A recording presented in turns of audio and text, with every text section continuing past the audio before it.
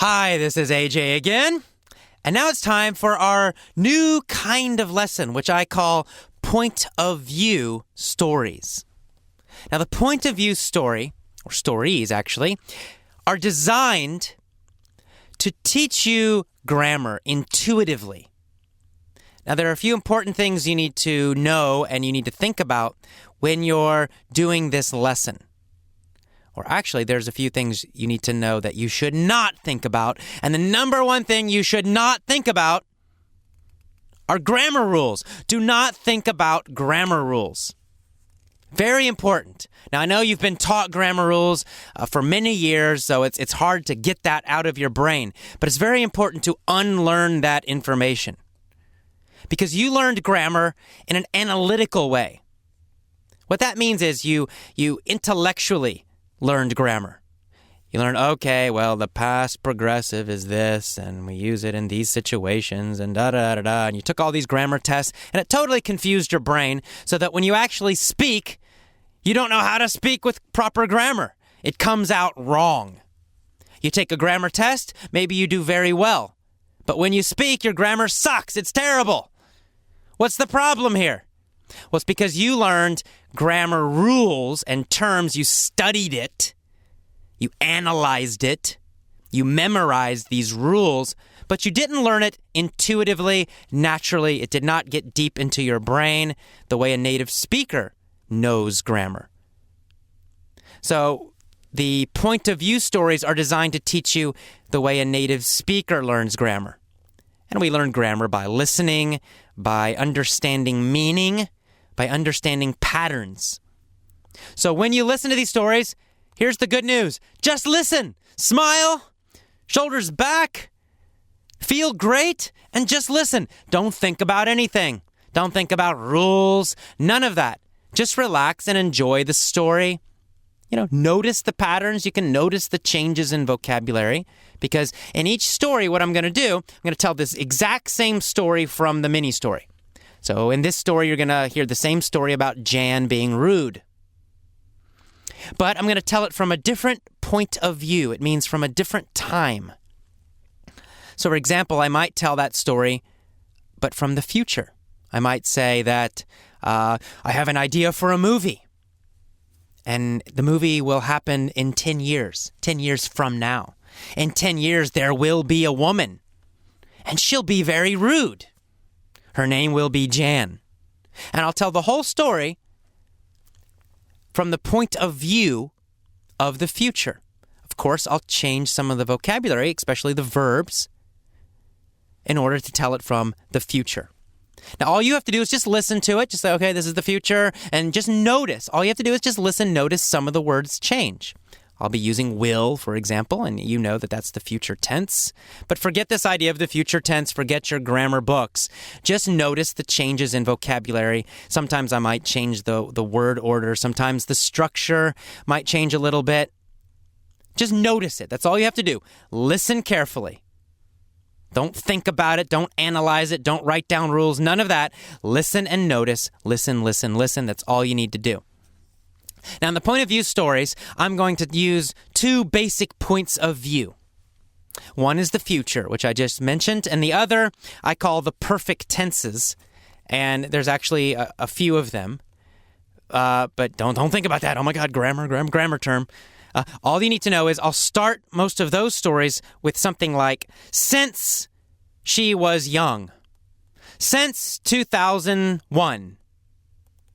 Right? It means something started in the past and is continuing up until now.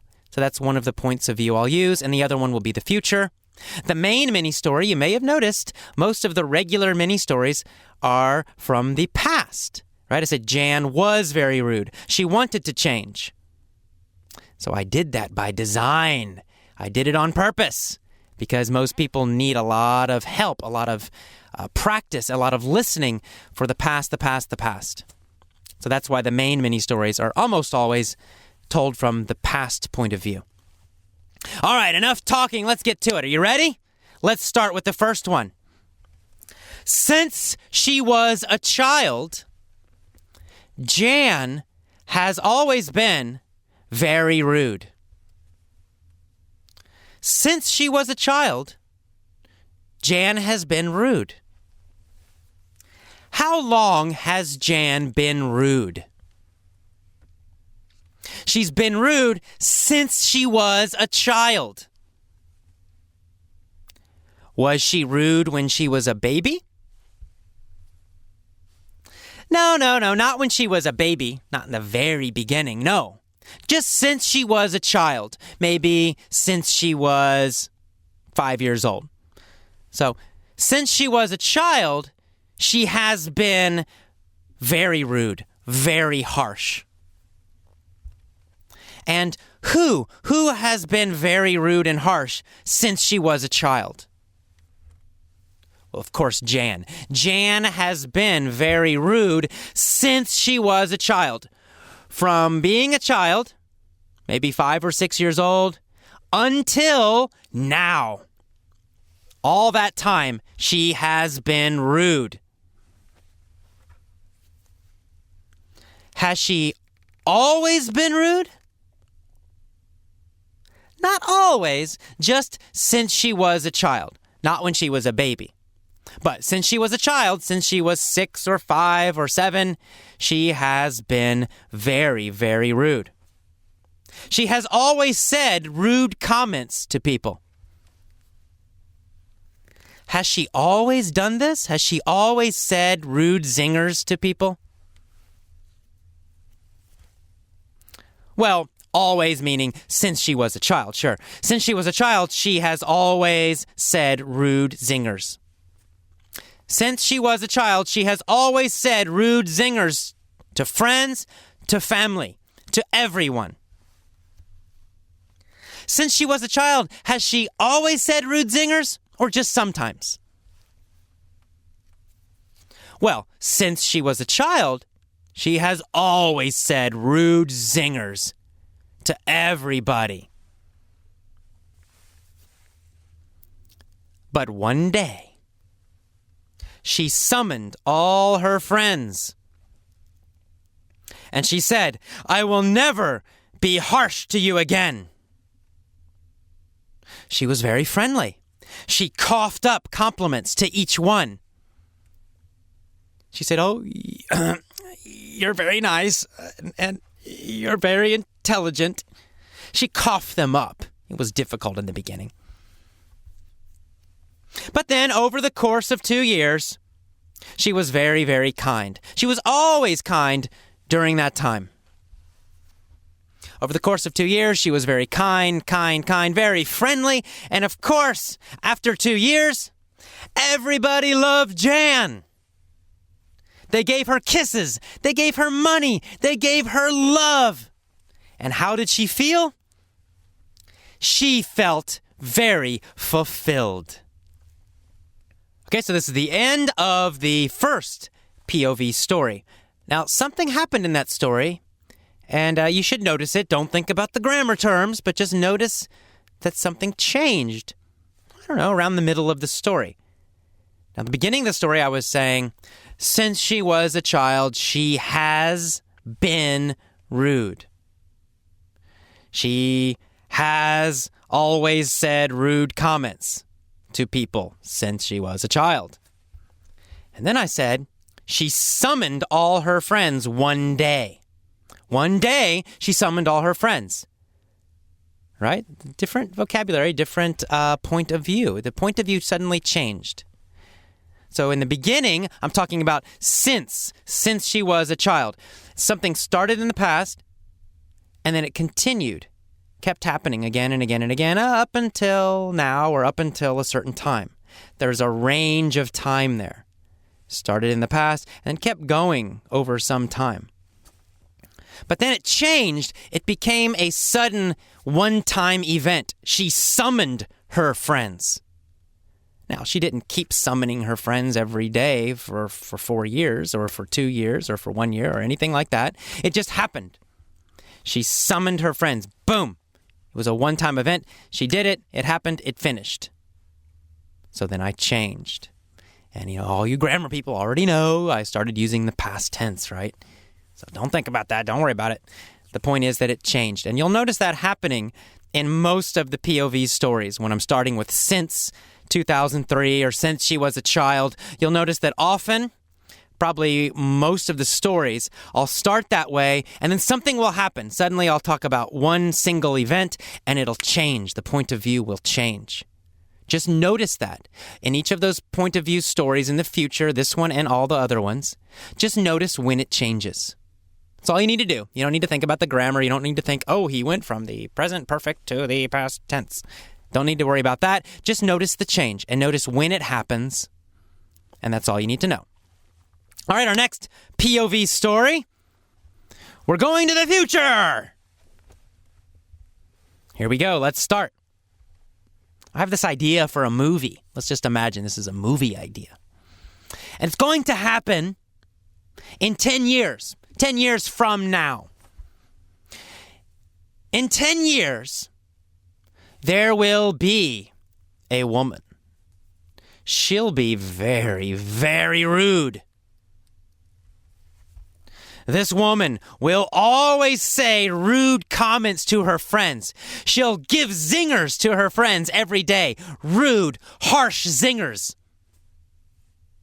She'll always be terrible, always harsh, always rude. How will she be? She'll be very rude. She'll be very harsh. What will her name be? This woman in the future. Her name will be Jan. Her name will be Jan. And Jan will be very, very rude. She'll give rude comments to her friends all the time. She'll give rude zingers to her friends all the time. Her friends will cry and cry and cry. They'll be very unhappy. But one day, she's gonna change. One day, she's gonna summon all her friends to her house. She'll cough up compliments to each one. She'll say, "Oh, you're very nice and you're very intelligent." Of course, this will be very tough for her in the beginning. She'll have to cough up the comments. But she'll continue to be nice and kind over the course of 2 more years. She'll always be kind. She'll be super friendly during that time. And of course, at the end of those 2 years, everyone will love Jan. They're going to give her kisses. They're going to give her money. They're going to give her love. She'll feel very, very fulfilled.